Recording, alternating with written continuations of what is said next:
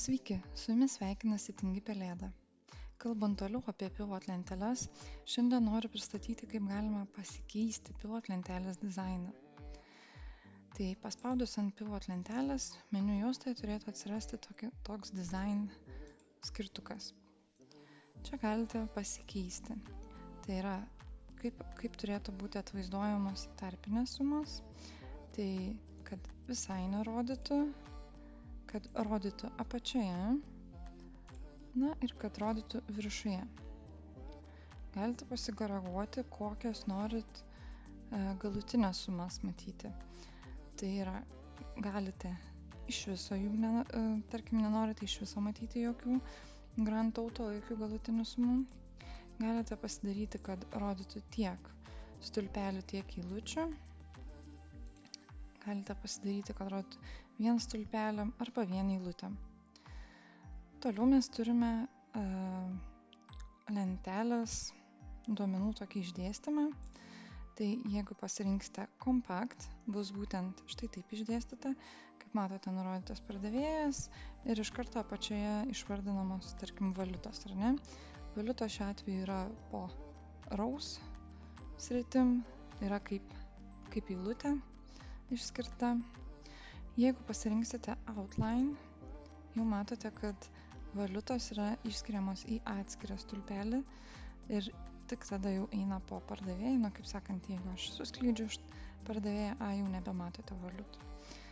Ir yra dar tokia trečia lentelės, toks layoutas, šablonas, tai yra tabular.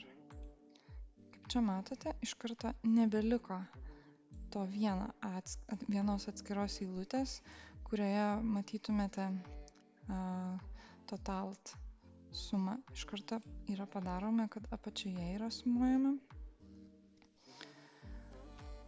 Na ir mes dar turime tokį paskutinį repeat all item labels. Tai, kaip matote, iš karto prie kiekvienos eilutės matome, kurio pardavėjo tai yra eilutė, ar ne? Na ir galite, aišku, kad nekartoti, pasirenkate kartoti arba ne. Taip pat galite pasidaryti, kad po kiekvienos naujos, tarkim, naujo pardavėjo būtų įterpiama ar ne balta eilutė. Štai čia. Arba galite nusiimti ją. Čia mes turime irgi tam tikrus formatavimus, stulpelių pavadinimų ir eilučių. Tai kaip matote, jeigu uždedu varnelę, paryškina eilučių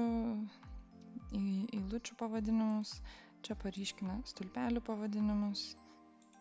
Galbūt norite, kad būtų išryškintos kažkokios, tai, kad šiek tiek išsiryškintų kiekvieną eilutę galbūt, nes lentelė galbūt labai didelė ir daug patogiau yra sekti akim. Arba gal kaip tik reikia, kad būtų stulpeliai kažkurie taip paspalvinti, kad taip pat būtų lengviau sekti akim. Na ir trečia tokia sritis yra pačios pivot lentelės stilius. Tai būtų, galite pasirinkti spalvas, kokias norite galbūt. Galite ir savo susikurti. Keičiant layoutą, keičiant būtent stilių patį, gali pasikeisti ir raidžių spalvos atitinkamai. Tai šiam kartui tiek. Jei patiko šis video, prašau paspauskite patinka. Ačiū už dėmesį ir iki kito karto.